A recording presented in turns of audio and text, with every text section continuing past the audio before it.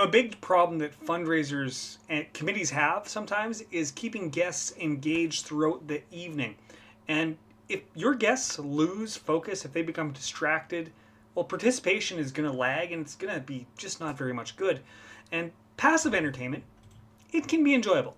Sitting back, just watching the magician do his thing, or watching the juggler do his thing, or listening to the comedian that, well, some people may not like. That doesn't necessarily create the same level of engagement that actually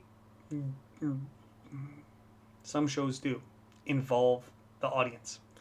When guests feel disconnected with that type of entertainment, what's happening?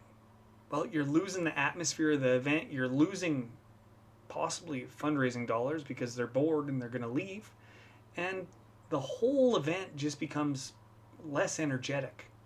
That can kill a fundraiser. Interactive entertainment can actually bring the entire room together.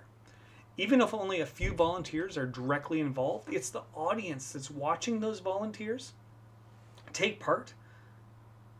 Well, they're probably their friends and neighbors out in the audience, right? And watching that experience together and reacting as a group, that creates a shared energy.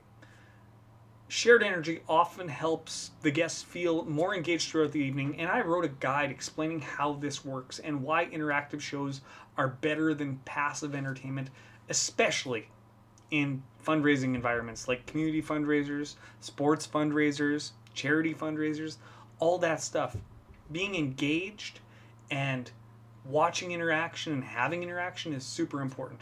For the last 20 years, I've been doing exactly this, and this is not an advertisement for my services.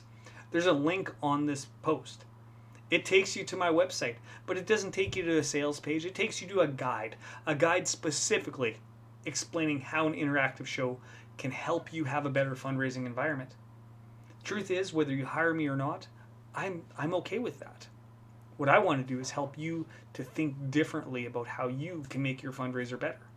That's my job. I'm Jesse Lewis. I'll see you next time.